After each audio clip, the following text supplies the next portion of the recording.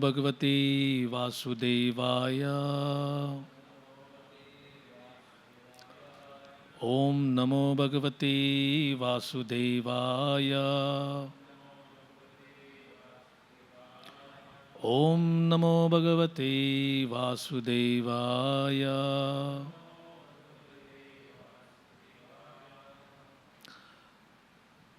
नारायणं नमस्कृत्य नरं चैव नरोत्तमं देवीं सरस्वतीं व्यासं ततो जयमुदीरयेत्। नष्टप्रायेषु अभद्रेषु नित्यं भागवत सेवया Bhagwati उत्तमश्लोके भक्तिर्भवती नैष्ठिकी। Hare Krishna, we would like to welcome all our devotees, especially those who are joining us through cyberspace. Today is the blessed advent of the Supreme Personality of Godhead as Narasimha Dev. And we shall be seeing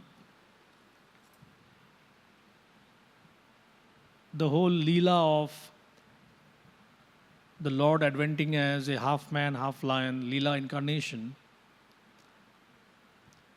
based on one statement. Now, personally, this hit me like anything when I read it. Kashyap Muni is telling Diti, his wife, that your sons will be the terror of the universe, and your grandson, his fame will be on an equal level with the Supreme Personality of Godhead. To hear the grandson hinted is Prahlad Maharaj. He was the youngest son of Hiranyakashipu. So what exactly do you mean by somebody having the fame equal to the Supreme Personality of Godhead? Krishna is all attractive. His name, fame, Leela, Dham, they are all attractive. So does it mean that a pure devotee, he can be elevated to the level of almost as the Supreme Lord? Like you remember the Supreme Lord, you get benefits. You chant the glories of the Supreme Lord, you get those benefits. Here it is meant that in the same way you glorify a pure devotee, you get the same benefits. To cleanse our hearts, we are told to glorify Krishna. But the process of Bhagavad Dharma says, a pure devotee's glories are equally effective. So, right from the Bhagavad Gita, Srila Prabhupada uses Prahlad's example many times. If you just search for Prahlad, you get something like 650 or so entries, and about 15 of them are in the Bhagavad Gita purports. Oh no, maybe 1,000. About 650 you get in the Bhagavatam alone. And I didn't go in Chaitanya Charitamrita. This itself was too much for me to just kind of understand and absorb. The Leela is for general devotees very famous, well known. Prahlad is troubled by the father. Prahlad is courageous to speak in front of his father. Father gets angry, tries to kill him. Narasimha comes and kills the father. Leela finished. But there is more to it. So I have chosen two 7:14 as the beginning point of our glorification of today's festival. The festival, the advent of the Lord, the saving of Prahlad, and we will come to know that Prahlad doesn't need saving. He's happy and he's sad. He's happy within himself and he's sad for us. So, no wonder that Mahaprabhu relished Prahlad's Katha 100 times. He's telling Gadadhar, Bala, Bala, go on. So this is 2:7:14. Traipishtaporu bhaya hasa narsimha roopam kritva brahmad bhrukutidam shakaral vaktram daityendra mashu gadaya vipatantam arad urau nipatya vidadar nakhai spurantam. So this is like a telling of all the Leela incarnations of Krishna. And the second canto. So the translation is, the personality of God had assumed the incarnation of Narsimhadev in order to vanquish the great fears of the demigods. He killed the king of the demons, Hiranyakashipu, who challenged the Lord with a club in his hand by placing the demon on his thighs and piercing him with his nails, rolling his eyebrows in anger and showing his fearful teeth and mouth.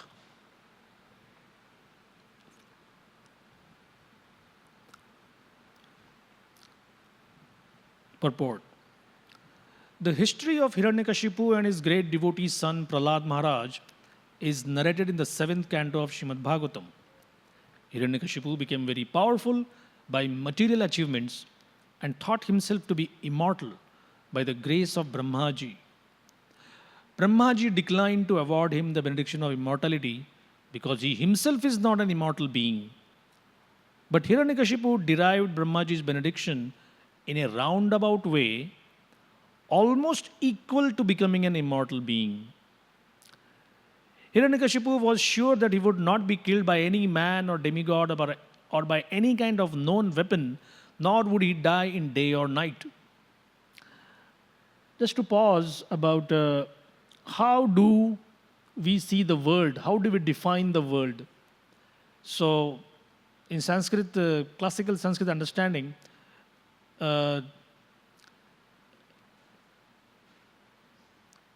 young, beautiful woman's body is seen by, let's say she's a decorated young woman with jewelry and everything. It is seen by a kami, a lusty person, as an object of lust, as a thief. He also may have lust, but is more interested in the gold. And a dog who may think that when this body dies, I can eat it. So, every moment we are seeing the world according to our inner consciousness, the inner framework which we have constantly. Now just see how challenging and entangling this whole thing is. I am seeing something, I am seeing this as a book stand. What if I am in some place and somebody tries to hit me? I may try to protect myself with this. So it becomes a shield. If I use it to hit someone, it becomes a weapon. So what exactly is this world? In fact, nobody has found out. You may say it's a very bold claim to say that nobody has found out. Mostly we come, we look at things, we try to use them. So this is the beginning of the kosha's understanding. Ahar or Annamay Kosh means the world is food. And you can see in the behavior of a baby, this is leather lice, good, I can chew it. So now you and me will never, we may in stress, but normally we won't be chewing something. Why do people chew their nails? If you ask them, don't chew your nails, I'm not. I'm just stressed out. So the world is food, this kind of consciousness. Everything you look at, you feel like somebody is a mercantile minded person. If he sees some wood, what if I take it and sell it? If somebody is a carpenter, what if I can make a cabinet from it? So there is a original manufacturer of this world, Srishtikarta.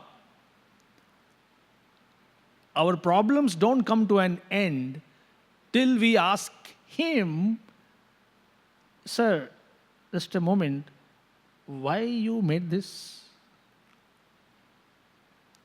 And if he says, I made it because you rascal, you had this illegitimate desire to enjoy separately from me. So we say, all right. So the problem is the illegitimacy of the desire. And he says, yes. Or is it the desire to enjoy? So no. Right from the beginning, the Vedas say, Anandamayo Bhyasat. We are not declining that, we are not negating, we are not saying no to Ananda. We are not saying that you should not pursue happiness. In fact, Sarve Sukhina Bhavantu. Some of the most popular Vedic aphorisms are, let everybody be happy. Just take for example, let everybody be happy. In a society of drunkards, it means, hey, more liquor. In a society of cricket lovers, it means more matches. IPL is starting.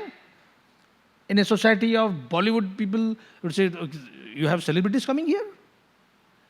So what do you mean by survey be happy? Who's making everybody happy? Krishna says, my job is to make everybody happy. But the result is, because of the illegitimacy, because the desire is put in a wrong way, nobody is happy. So Hiranyakashipu is seeing immortality as the only way to be happy. Can anyone say how just being immortal will make you happy? Any ideas? Yes. Sorry? Okay, it is a little closer to our identity of Sat. I fear loss. I fear deterioration. In this 54-year-old body, I'm going to take 2 vitamin injections tomorrow. Correct, doctor? Why? Because some knee pain and some this pain and some that pain, I tried massage, didn't work. I tried sun bath, didn't work. I tried exercising, it became worse. So the last thing is, maybe it is B12 or D3 deficiency. So the body is not producing it, you have to put from outside. And once the trouble goes a little bit, so avoiding trouble is the main goal of life. Increasing happiness.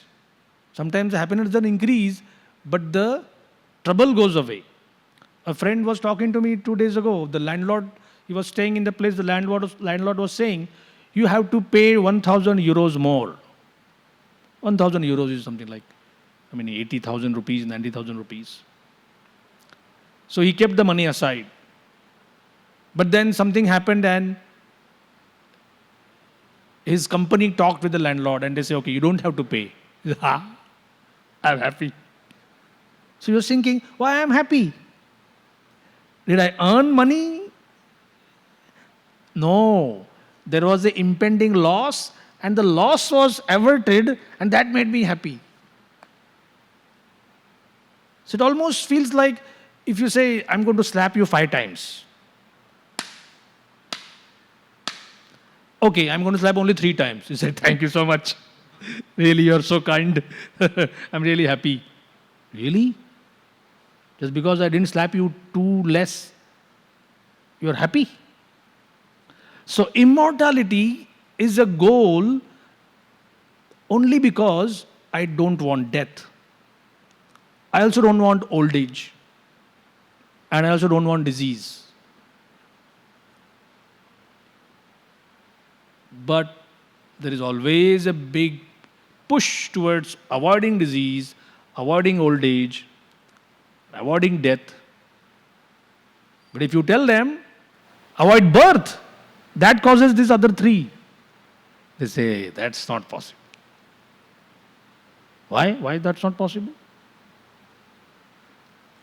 So what exactly do we mean by becoming immortal? For what purpose? So Hiranyakashipu, brilliant mind, is telling Brahma, I should not be killed by any creature created by you personally. And Brahmaji thinks for a moment and said, all right, tathastu. And he's like, ha, one box ticked. This material world is created by Brahma. All right? Everybody inside is created by Brahma. So that means like in a salt mine, if somebody has made a sculpture of, a ball or a square or a house, it doesn't make any difference, right? It's all salt. You only call it, this is a ball and this is a square and this is a brick. But everything actually is salt. So, everything is made by Brahma, and none of Brahma's creatures have the ability to kill me, as good as I am immortal. But just like a lawyer, Prabhupada is talking of roundabout way, we are talking of today's lawyers. There could be a time when there were good lawyers, I don't know, supposedly. But, so, this roundabout word has triggered all those kind of thoughts that I think I told this, I was working in a firm and we got a legal agreement. So there was something about the gender of the person taking money from our company. So it was masculine, feminine, neuter or any other. So we had a discussion in the office, could there be any other? So the lawyer's firm was asked, they said, well, we are covering up all possibilities. So that's like how a lawyer, today's lawyers may be forced by circumstances today. Not devotees lawyers and not those who are lawyers and seeing this lecture anyway. This is not meant for you. You are all good, honest people. So this is Hiranyakashipu's brain working overtime in an overdrive and saying that I should not be killed by any creature created by you. And then he said by any man, demigod or any known weapon, nor day nor night. So according to his calculation, what remains? How do people die? Either somebody dies at the day or night, above or below, inside or outside, by astra or shastra.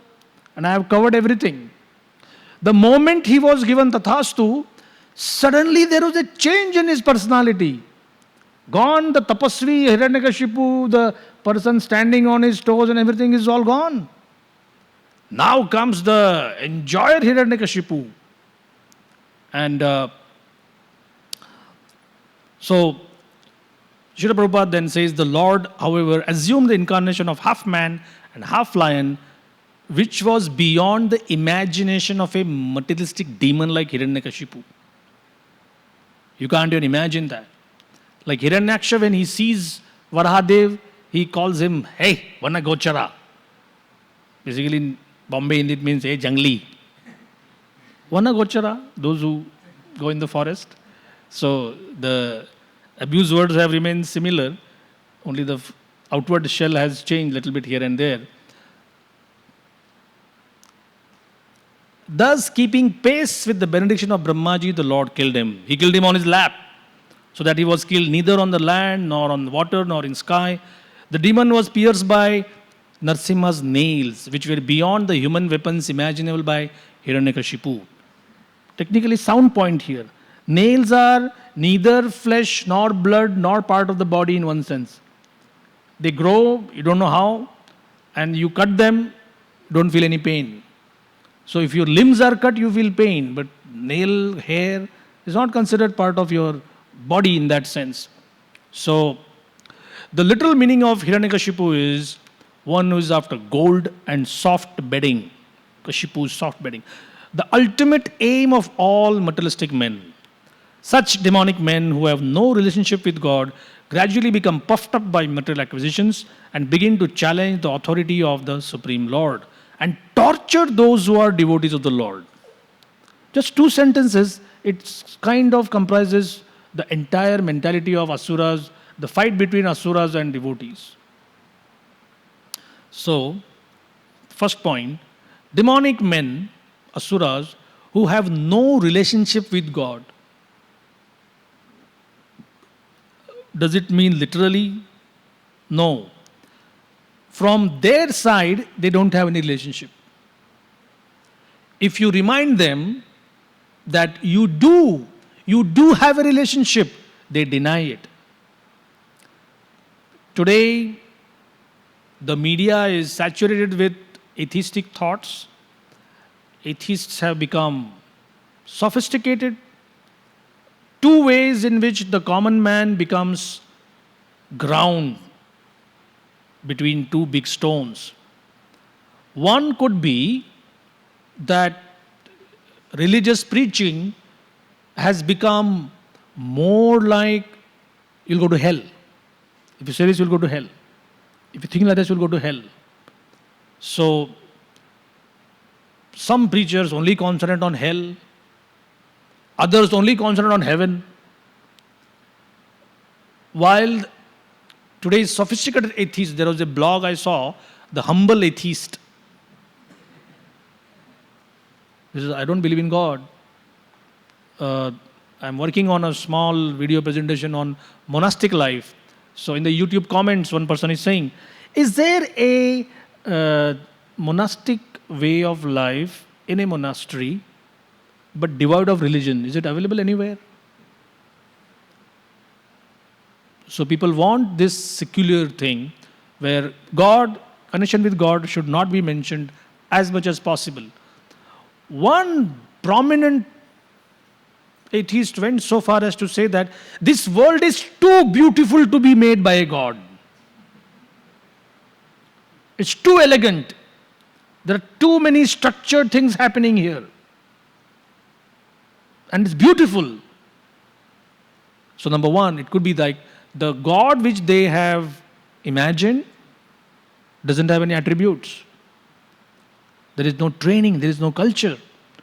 One of the earliest of Srila Prabhupada's conversational statements, which I really would like to treasure the last end of my life, is Gita doesn't disappoint you.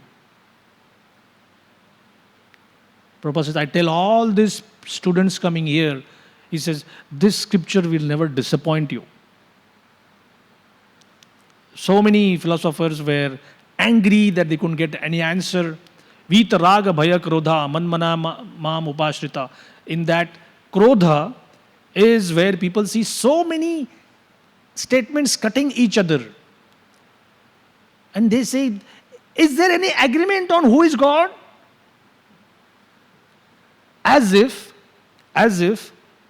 there is one person who has a CV, his resume is given just one A4 size page. This is God. He passed matriculation, college, 2 years work experience. Obedient servant will do whatever he say, and he's God. I said, okay. But in the materialistic world, if there is, I think, 2 Bollywood heroes or whatever actors passed away in quick succession the last week or so, and everybody's, they are crying bucket loads of tears. So one person was younger, maybe in his 50s, and they're asking, define him. And how the best way to talk about the glories of a materialistic person is, you can't. He has so many aspects. Which one would you concentrate on? He was too big. He was too great. Oh, he was a friend, a father. He was a club partner. He was an author. He was a singer. He was our chocolate hero. He was this, he was that. And I was thinking, well. one person, and you have discovered so many aspects about him, you refuse to say that he could be put straight jacketed into one thing. But religion, no, just one statement only. God, just one line definition, that's it. This is too much. No, God is this and God is that. Tadejati, tannejati. Tad dure, tadvantike. Tad antarasya sarvasya. Tadu sarvasyasya bhayata. What is this? Dr. Patel, Srila Prabhupada's famous debater, he said that when Krishna is saying, Pashyame yogam aishwaryam, nachamasthani bhutani pashyame yogam aishwaryam, he says, Swamiji, so Krishna, he would say, Krishna, he was a Pushti Marga. So Krishna would say something and he realized he made a mistake. So in the next line, he corrected himself. And Prabhupada was boiling. He said, how dare you say that this is a mistake, and he's correcting himself? So you should see, wait a minute, Shanti. He's saying, I am everywhere, right? And the next verse he's saying, but I'm not everywhere. So isn't that correction he made? You can say it's human to make mistakes. That's the point. If it is human to make mistakes, here is somebody who's not human. Manushim tanumashritam. Sometimes you feel what Srila Prabhupada said, which any new bhakta, remember your first 6 months in bhakta program and you know about Krishna, I assure you, some philosophers struggled with that till the last breath of their life. That can somebody make me understand how God can be human and beyond that? And here you have, just pick the Gita as it is, pick the Bhagavatam and you get it. So we need to understand what has been given. So, you declare you have no relationship with God, then what happens? Gradually become puffed up by material acquisitions. Now here is a point, tapa. Krishna says, yagya dana tapa kriya pavanani manishina. You should never give them up. Never give up yagya, never give up dan, never give up tapa. Tapa or tapasya, I call it the currency of this world. It's a currency. It's like your fully paid debit card. 200,000 rupees. You can spend that. That card shows that you can spend up to 200,000. You already have the debit card. It's not a credit card that you are promising you will pay later. So tapa is, asuras do tapasya, devatas do tapasya. Siddha, charana, everybody does tapasya. What to speak of them? Even in our Madhyalok, our so-called successful people, there is tapasya. Somebody has started a store, and they may say, last 17 years, no holidays. Really? 17 years, every day, you came and worked in your store, 9 o'clock in the morning you come, 11 o'clock at night you go. Now, God knows what kind of effect on the cosmic scale this fellow going to his store has to be understood. But there is tapa. So if you ask him, no parties, no movies, no celebrations, nothing. I only work in my store here. So, normal understanding of the word tapasya is trouble, right? Misery, affliction, pain. Actually, tap is an uncomfortable situation accepted voluntarily. If it is not uncomfortable, it is not tapasya. And if it is not voluntary, then also it is not tapasya. Like dan also has to be given with volition. You want to give dan. So, without a ticket, you come in general class from Mathura to Bombay. That's not tapasya. It's just your mistake. You didn't take the ticket. You may say, but I was troubled. Troubled, everybody is troubled. There is one Bhagavatam verse which says that every living being is called a tapasvi. Because he is roasted on the pan of this material world. So tap means heat. So who can say they don't get heat? So Devtas and Asuras both have those medals of tapasya. What do you do with that? What do you do with the debit card? So certainly Hiranyakashipu's tapasya of standing on toes, not even feet, and then allowing the body to be eaten by ants. Frankly speaking, it looks strange, unbelievable. But then you see, the point is, these kind of descriptions are given so that we understand tapasya and the coming power and the resultant fame, glory, or whatever.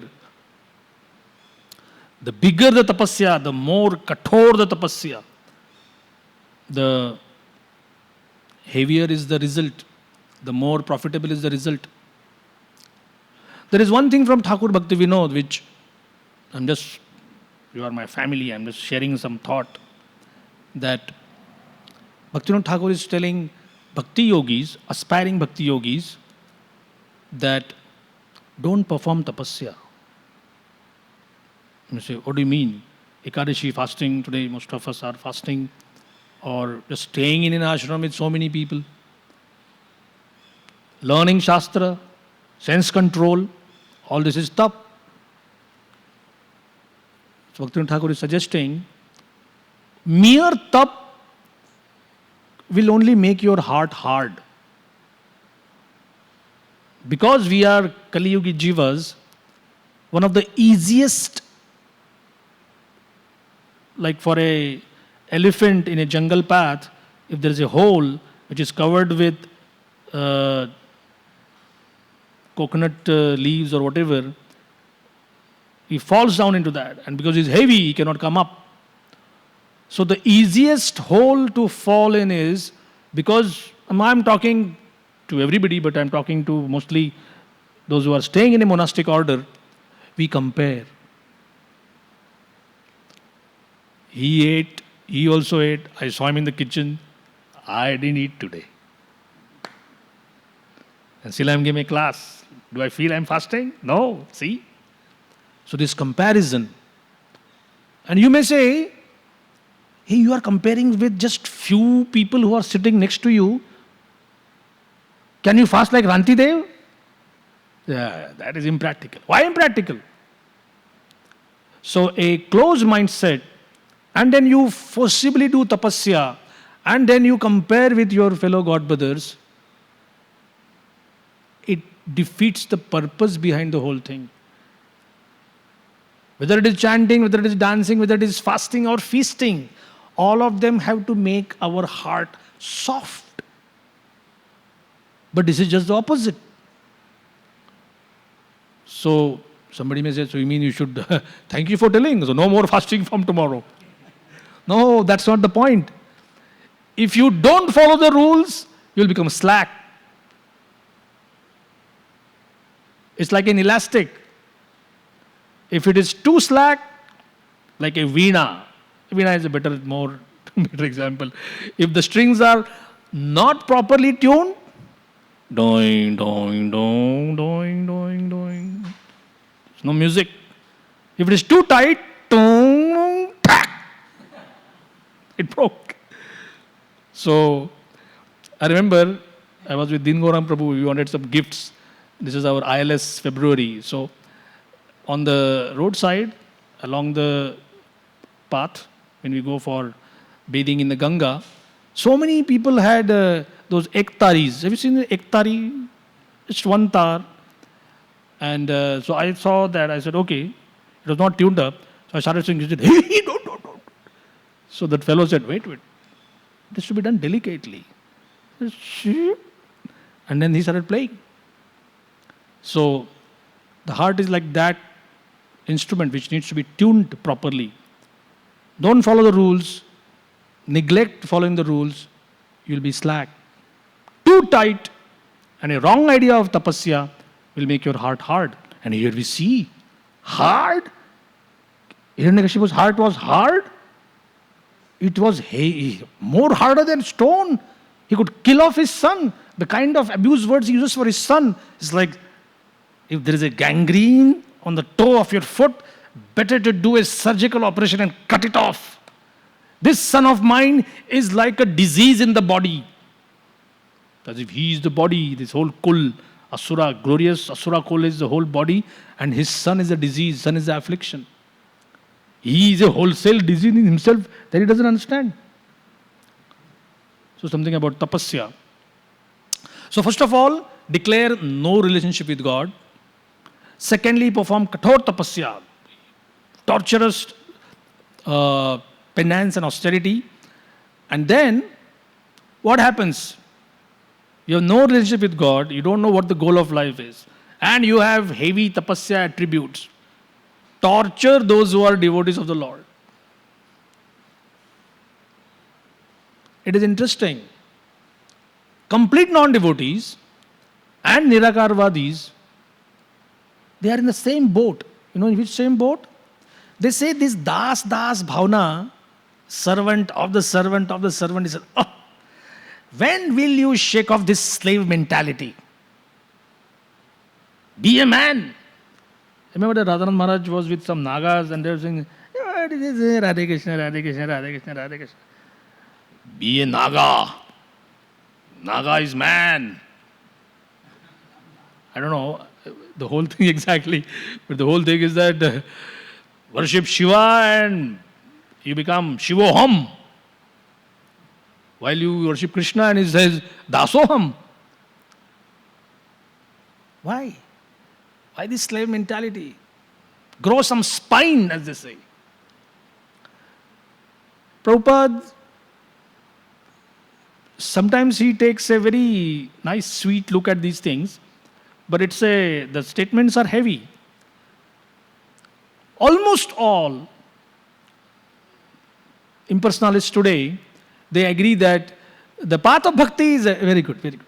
It's a nice, easy path for invalids, physically challenged, blind, lepers, old, widows, unproductive members of society.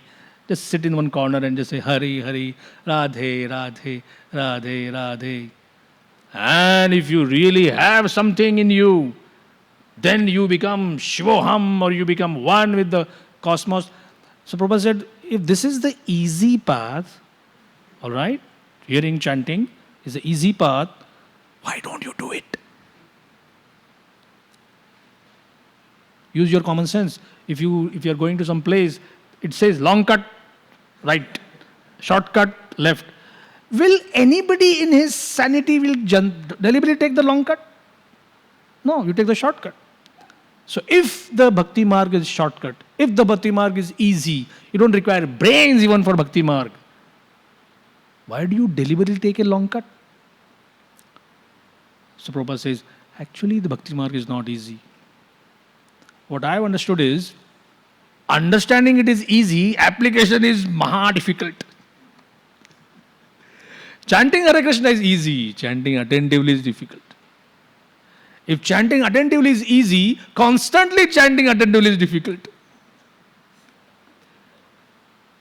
Mahaprabhu is simply putting a simple formula that, listen, everybody, you want to do Kirtaniya Sadahari? Easy process. First, simple condition. Just be more tolerant than a tree. You say, really? Just only that? Yeah. Nothing more. By the way, another thing is, and consider yourself more humbler than a blade of straw.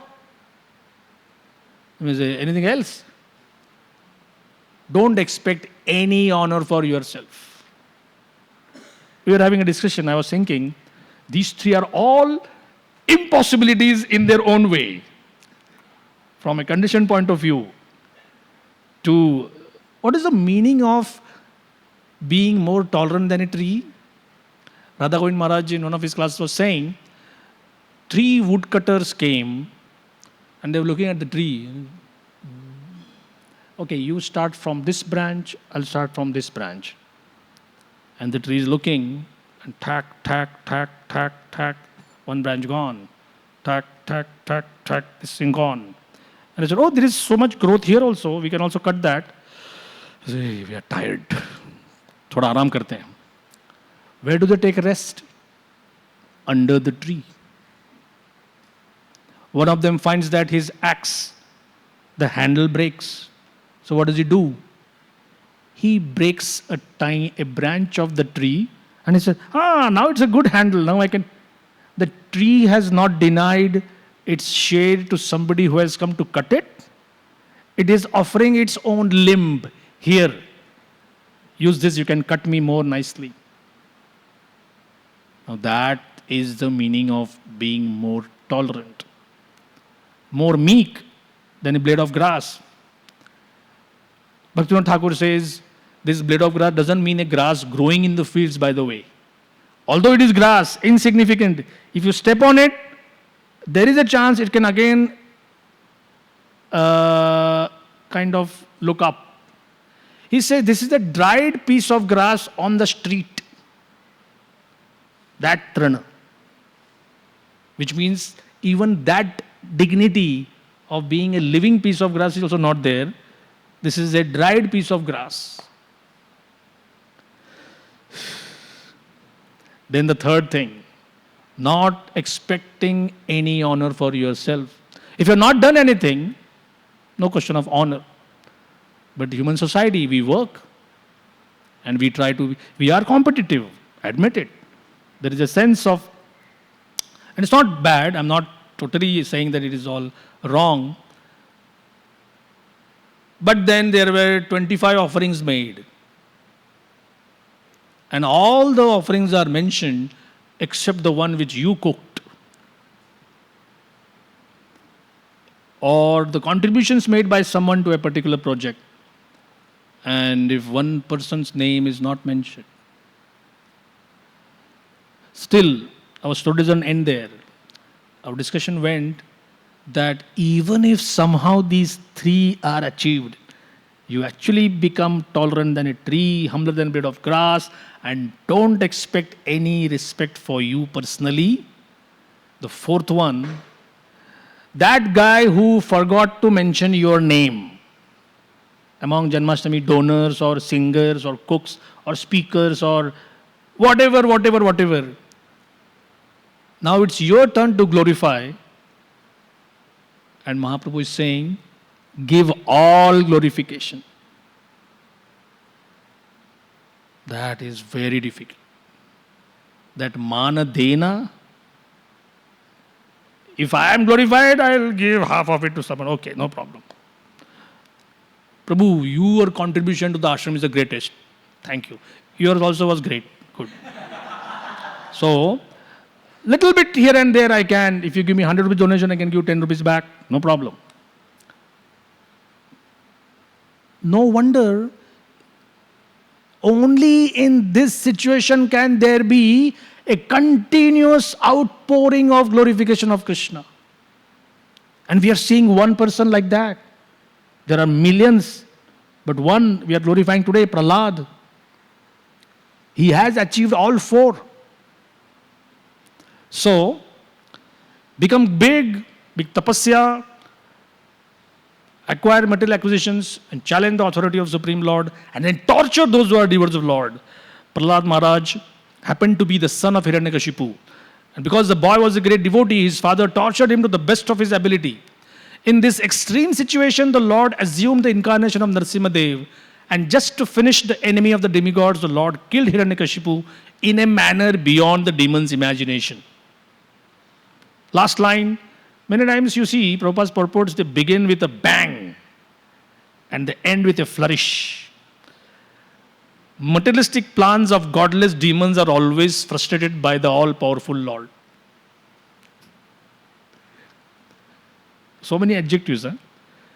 Plans which are materialistic, made by godless demons, frustrated by the all-powerful Lord.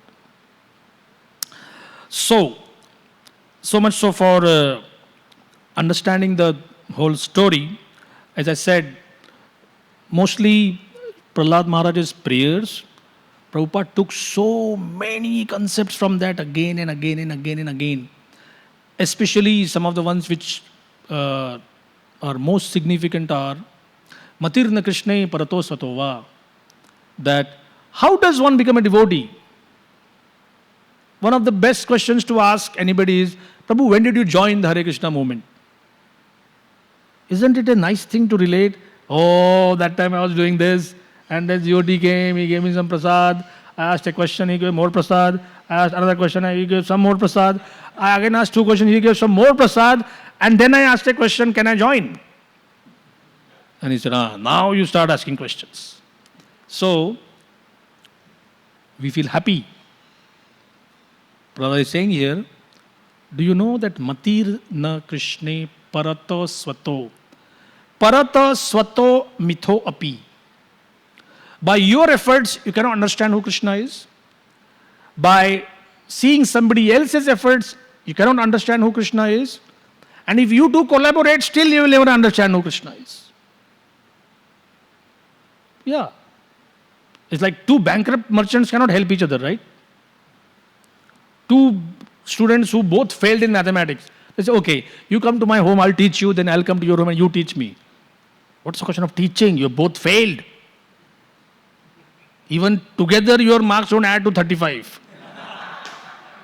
So where is the question of helping each other out? You need somebody who minimum passed, but ideally somebody who's in the 90s, 98, 99 or 100. So similarly, understanding who Krishna, he says it's not, though no endeavor can give you Krishna. One of my favorite examples is, like we have mobile phones, they are what they are, mobile, they move from one place to another. We move, but we forget where we have put them. So, forgetting your mobile phone or forgetting your bunch of keys, you feel you have a faint, like somebody says, when was the last time you saw it? Okay. During breakfast, I took a call. That means during breakfast, I had it. During japa time, okay, I was going around our temple. So that time I had it. I didn't have it.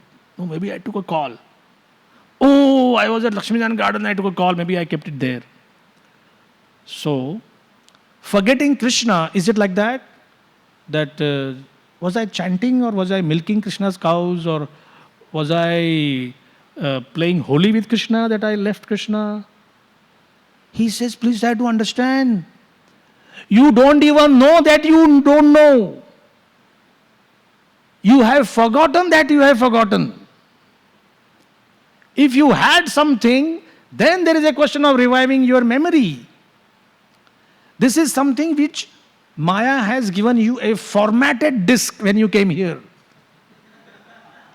And all the data, the earliest data is Trigunatmak in nature. The earliest things etched on our hard drive has also something to do with, should I catch him? Should I sell something? Should I make some profit? Profit, loss, friends, enemies, dharma, artha, kama, moksha. That's all. So therefore, it comes as a shock. First is the shock. Me, a servant of Krishna? Yes. I have an objection. Eternal servant of Krishna. No, you didn't understand. I am having some serious doubts. Eternally a servant of Krishna. Please, let me speak. Eternally a servant of the servant, 100 times removed servant of Krishna. No questions. If you have a philosophy which is that strong, this is exactly how it goes against the grain of this material world. Devamrit Maharaj once told in a class, Hiranyakashipu stands for the highest, the pinnacle of materialistic consciousness. It cannot go beyond that. The achievements cannot go beyond that. Do you know what actually Hiranyakashipu achieved? He achieved, first of all, total supremacy over all the administrators here. Like a, if Krishnam Prabhu, I'm sorry, I'm giving you an example, you are here. If you tell the security, I want 2 people here on that gate, they'll say, okay, sir, take this box, keep it there. Don't touch that box. Why? He's a temple administrator, and these people are under him. They are supposed to follow what he says. Imagine Hiranyakashipu telling the demigods that it is 6 o'clock, I'm going for a small stroll around our temple. I need some light rain. And the rain starts. And the rain is a bit too much. So he looks up and says, I told you not so much, light. And the fellow in charge is trembling. He is operating the console as to make it light. Boss wants it light. It becomes too light and he says, are you listening? Yes, sir. Increase little bit. You go to a tree and he says, why it's not giving mangoes? Baba, mangoes bhej do. Any season, any fruit, any tree, any treatment, everything he would do by the movement of his eyebrows. In my college days, there was a cigarette which had a person smoking it, and his line was, I get what I want. Now I was thinking, oh, it's a good line. It's a good line, I get what I want. In the West, there's still this Marlboro company, and they had a Marlboro man, cowboy hat, horses, 30, 40 horses. He would be corralling them into some shed, and then he would go walk in the sunset straight. Otherwise, he would have a campfire.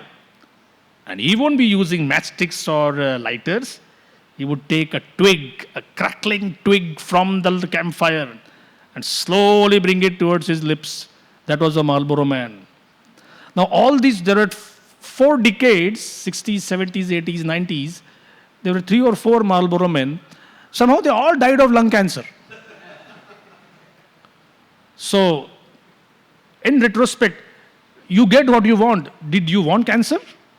No. But you still got it. Here is one person who actually got what he wanted, when he wanted, the way he wanted.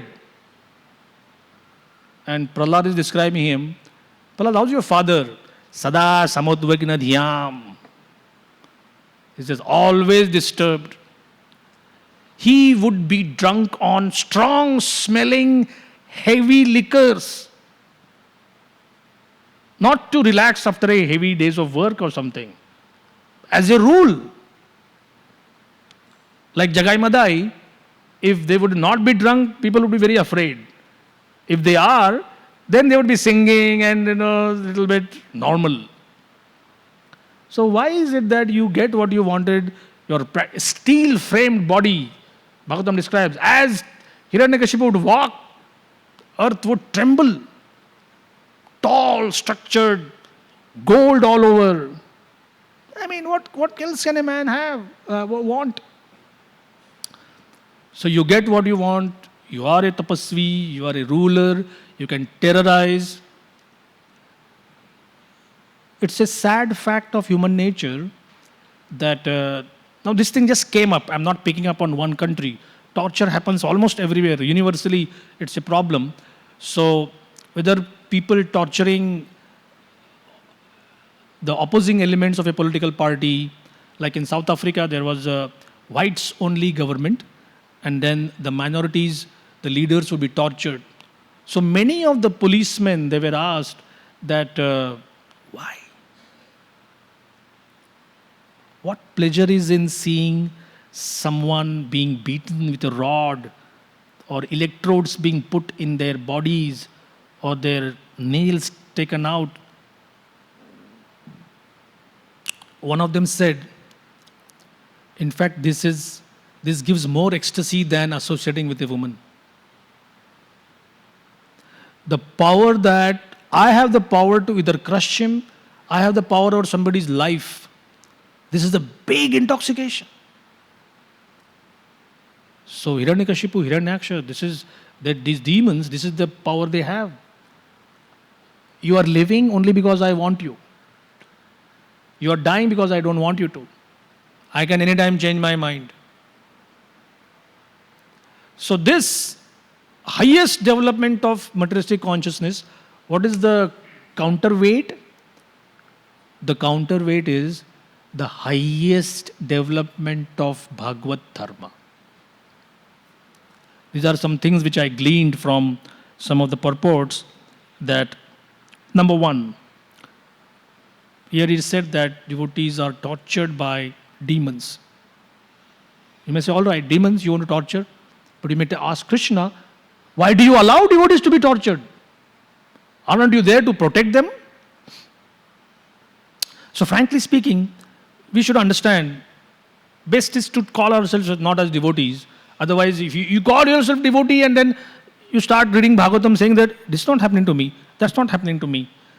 Better to think ourselves as apprentice, novice devotees, so that we at least don't feel that, like today I was reading, in one purport Prabhupada is saying, if you are a devotee of Krishna, 14, your father's father,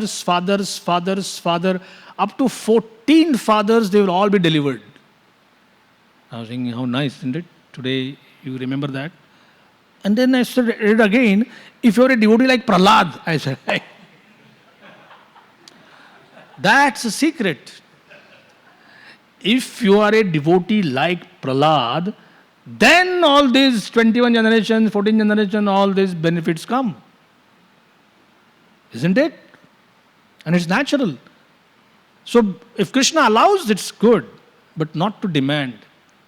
So, why Krishna puts his devotees into test? Here is Prabhupada's explanation. Just to magnify the sense of duty. Arjuna has a duty. He apparently failed in the duty. So Krishna put him in a miserable situation. He came out successful.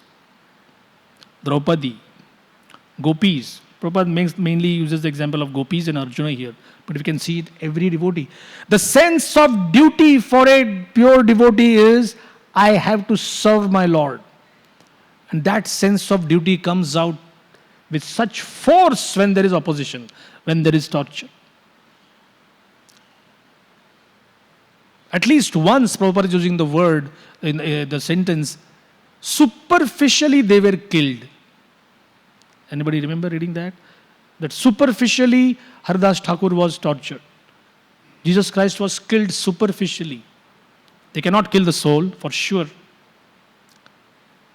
So we are talking now of Prahlad and that level of devotion. There is no question of any sadhana bhakti types here. We are only hearing, as I said in the beginning, we hear Prahlad's glories because they are equal to Narasimha Deva's glories. Kashyap Muni clarifies that, certifies that. Second point about Prahlad's glorification. Even after that torture, did he leave service? Did he leave remembering Krishna? Another solid point I discovered, a pure heart cannot leave the shelter of the Lord. And I was just thinking, we take shelter. Like sometimes too much of seva, we take shelter of prasad. Too much of prasad and seva, we take shelter of sleep. But we have to take shelter of something. I should dare not say, but sometimes too much of Bhagavatam and too much of, we take shelter of mundane news. What's the latest tally in Bombay? 25,000? Oh, really? Now, wait a minute. How are you changing it? Are you capable or are you even supposed to? The government says, please, just do one favor to us. Stay put inside, don't come out. But no, when I come to know that there are 37 containment zones in Mumbai, and out of the 5,225 districts in all of India, more than 2,700 are in red zone. I'm making it up. Don't feel that I'm very accurate about that. I'm just making an imaginary thing. But the feeling of knowing this information diverts my mind and I feel happy. Then I need to share with someone. Now if the person whom you are sharing is also panicky, then you feel happy. if he is someone like Sri Vishwambar Prabhu and you tell him that, in America, Trump is saying like that, really? You say, I made a mistake. Unnecessarily, a pure mind was contaminated with some nonsensical materialistic data.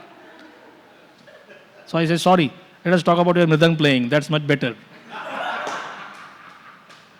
You cannot say he's not improving. You can see the singer, the chorus, we are all very comfortable. His kurta is completely wet from behind. So much of effort's going. Thank you for doing that seva. So, how does Krishna appear? Another beautiful thing. I mean, really, Prabhupada has given so many different explanations. They are so intellectually satisfying. Prabhupada says you rub anything in this material world. 2 stones on each other, sparks come. That's electricity. 2 pieces of wood on each other, electricity. Correct? Sometimes have you seen in, I don't know whether, I've seen in Mayapur, your winter clothing also has some sparks. Have you seen that? What is the effect called? I don't know what it's called. Huh? Static electricity. And if it is like early morning, you get up for Mangalarti, the whole room is completely dark, and then you see those sparks. Prabhupada says, just see, just as sparks appear, anytime there is friction in this material world, anytime there is friction between devotee and non-devotee, Krishna appears. So Krishna has to appear when that friction is there. Of course, because of Prahlad, such a great example of this anti-materialistic consciousness, and with Hiranyakashipu, if 2 people are so heavyweight, the Leela also has to be heavyweight. So Narasimhadev appeared. But I get this hope that wherever and whenever there is friction, you chant Hare Krishna, Krishna, Krishna Krishna, Hare Hare, Hare Ram, Ram Ram, Hare Hare. Krishna has to appear. We come to the end of the glorification of Prahlad. Just the last 3 things. There is a purport about self-control. Prabhupada begins the point by saying, animosity isn't like, at least I'm talking for myself, when you read the whole saga of Hiranyakashipu torturing Prahlad, it's the animosity, it's the hatred. Why don't you die? So, of course, we can say that, hey, you are the one who has the benediction, isn't it? Just see the point. The one who has the benediction is worried. The one who didn't do any tapasya is not worried. Hiranyakashipu is like, is holding Prahlad and saying, why don't you die? He says, why you worry about that? You have a benediction. I didn't do any tapasya. So, animosity means the feeling that someone else should not be here. Someone else, I hate that person. There is competition, there is hatred. How does it go away? Prabhupada says, without self-control, there is no ridding animosity. Unless every sadhaka practices self-control, we cannot give up animosity. Violence in this world is a result of extreme competitiveness. We always feel the resources are limited and the stakeholders are many. So there is no end. Animosity cannot just go away like that. Here are 3 our endpoints for glorifying Prahlad about how he practiced that self-control. Number 1, he prayed for his father's liberation.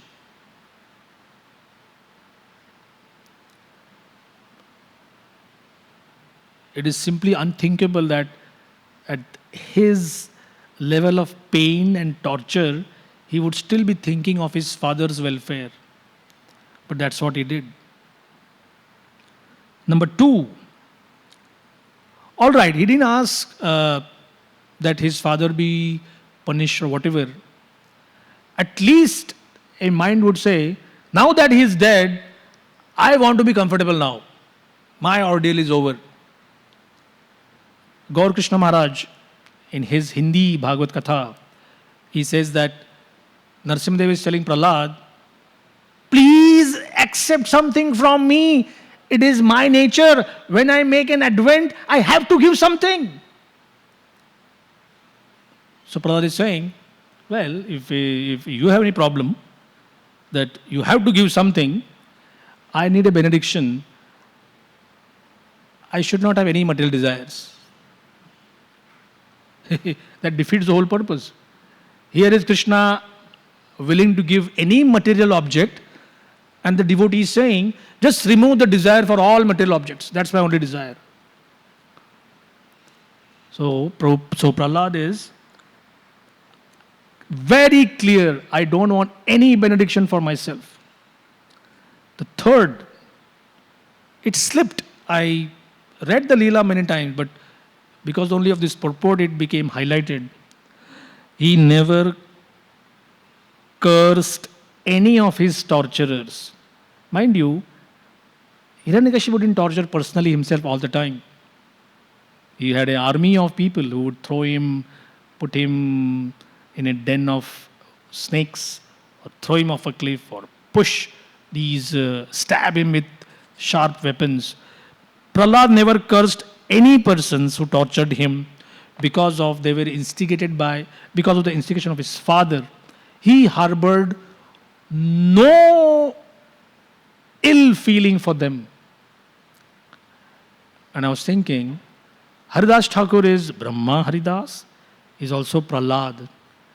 Don't we see the same three things in Haridas Thakur's experience also? No ill feeling towards the people who were whipping him, praying for their welfare, and not asking for any benediction for himself. So, I will stop here now. We will have the beautiful rendition of Sri Narsimha Karavalamba Stotram by Sripad Shankaracharya. And after that, we will have, after the Arti, after that? Or Abhishek? Arti. And then we will have Prasad for everybody. Shri Narsimhadev Bhagwan ki, Bhakta Shiromani Prahlad Maharaj ki, Srila Prabhupada ki, Nitai Gaur Premanande. RG Media YouTube channel. Like, share, subscribe.